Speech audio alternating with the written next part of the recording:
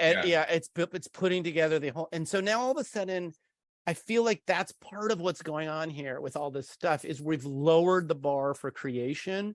And creation is so important for getting that product obsession that gets this stuff out there. And folks who never would have written code are going to increasingly see an entire generation of new capabilities in creation. So, going back to your Star Trek thing, it's like, like you didn't have to know squat on Star Trek. The 20% where I feel like, and we kind of got to watch it is, having more people, lowering the bar and having more people generating content is an unalloyed. I'm sort of thinking of a bunch of specific examples in the back of my head. And most of them are actually around like the sort of metal spectrum, like voice cloning stuff.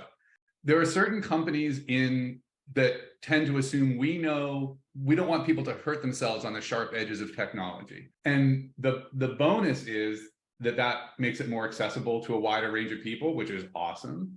You're just going to have these visual things you're going to drag and drop, but it doesn't really take away the complexity. And so I think that's a great genre where it allowed, so for example, if you look at what Unreal lets you do, both with like shader graph and materials graph and with, the sort of visual programming language for the actions in Unreal, I think that stuff's awesome because it takes what used to have to go over the wall from a level designer to a software engineer and get baked into a release and pushed back. Things like this button needs to be pressed and this button also needs to be pressed for this door to be open. But when you can literally kind of stack them on top of each other, almost like filters in Photoshop and see what's happening, like that's awesome. Like with Unity did a really great job of creating the asset marketplace, right? Where it wasn't just models and meshes. It was like, oh, you were trying to do pathfinding. Well, here's a little, essentially it was, the asset store was like Stack Exchange for people that don't know Stack Exchange.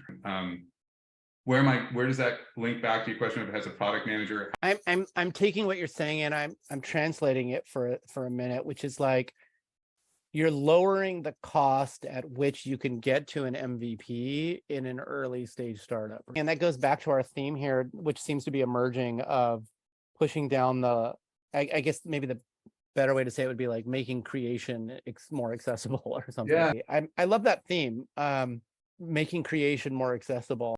So I feel like from the very first moment I saw that, I was like, this is not how we're going to be using this forever, but for now I can. It's really like everyone under the sun's thinking, how do I get product out of this? But literally every day you go to work, you are literally training your own automated replacement. Maybe I'm sounding like super cynical, but I look at that and I think, yes, number one, that's a great, like interesting opportunity for a very short period of time.